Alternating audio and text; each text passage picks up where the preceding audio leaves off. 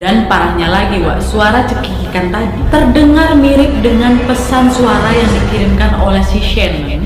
Hai, wassalamualaikum warahmatullahi wabarakatuh. Terima kasih sudah klik video ini. Oke, Wak, jadi di malam Jumat ini Nadia akan kembali membawakan sebuah cerita horor, yaitu soal arwah-arwah gentayangan.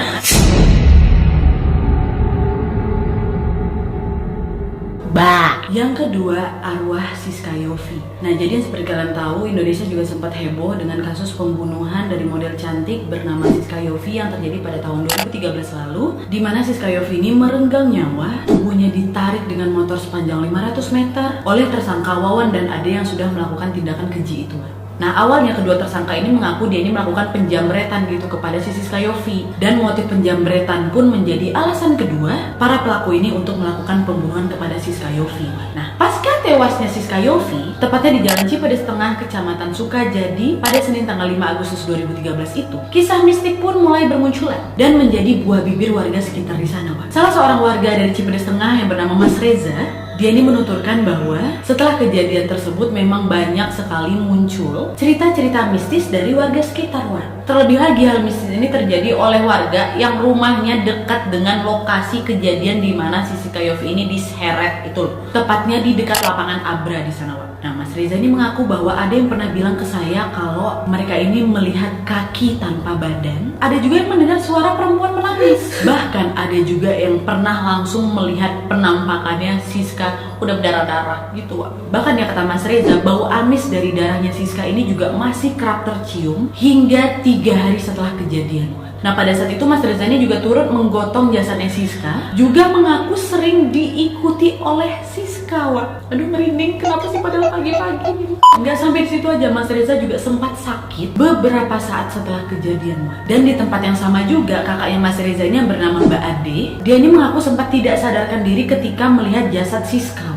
Kenapa dia nggak sadarkan diri? Karena udah berdarah-darah gitu, pingsan lah dia. Nah, Mbak Ade ini bilang habis ngeliat itu saya nggak kuat, pingsan lah saya ya kan. Langsung dibawa balik ke rumah nih. Udah nyampe di rumah dia sadarkan diri, dia nyusuin anaknya. Tiba-tiba dia nggak sadar lagi, dan kata suaminya Mbak Ade ini, waktu Mbak Ade ini nggak sadar, suaminya melihat Mbak Ade ini lagi ngobrol sama seseorang gitu. Padahal di saat lagi nggak sadar itu, Mbak Ade malah merasakan kesakitan dan nggak bisa gerak gitu. Dan ya, secara tiba-tiba Mbak Ade ini mendengar suara bisikan di telinganya yang mengatakan, "Ibu kenapa nggak tolongin saya?"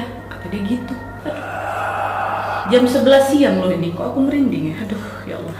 Ya, gitu kan? Dijawab betul sama Mbak Ade ternyata. "Saya nggak nolongin karena saya pikir itu boneka," kata dia. Udahnya, diam kan si cewek ini. Ditanya balik sama Mbak Ade, "Kamu namanya siapa?" Digituin. Terus suara itu membalas dengan tangisan. Nangis dia. Dan akhirnya hal yang dialami oleh si Mbak Ade ini langsung sirna ketika suaminya ini mencoba membangunkannya. Barulah dia tersadar dan akhirnya dia menceritakan hal tersebut kepada suami dan kepada Mbak Reza, Mas Reza itu. Dan kesaksian lain juga dikatakan oleh sang tersangka, yaitu si Wawan, di mana dia ini mengaku setelah menghabisi si Siska dia ini nggak bisa tidur.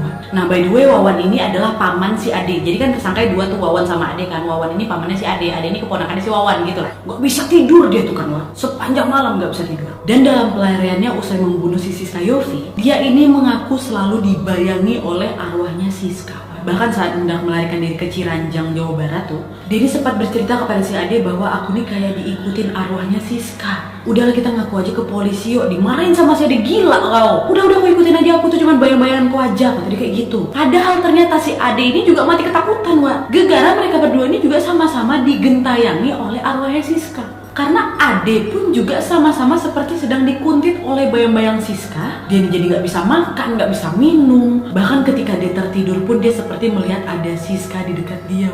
Akhirnya kan memang mereka berdua udah nggak tahan, sudah dikuntit sama bayangan si Siska. Si Ade ini pun mengaku nih kepada kakeknya, namanya kakek Ahri. Dia ceritakan lah itu kan, dia bilang dia mengaku sedang dikuntit oleh arwahnya si Siska. Marahlah kakeknya tahu perilaku dia kan. Akhirnya kakeknya pun menyuruh dia untuk menyerahkan diri ke polisi. Dan sebelum dia mengaku kejadian ini kepada kakeknya, sebenarnya kakeknya juga udah tahu nih gelagat cucunya kayaknya ada yang nggak beres lah gitu. Karena dia suka melihat si Ade ini kelinglungan, bingung, ketakutan gitu, malam-malam suka teriak sendiri gitu. Barulah sampai akhirnya ditanya sama kakeknya, disitulah baru si Ade ini ngaku. Dan Ade juga mengaku ketika dia ini diserahkan kepada polisi, bayang-bayang dari arwah Siska itu juga berhenti menggentayanginya. Gimana menurut kalian? Bisa komen di bawah.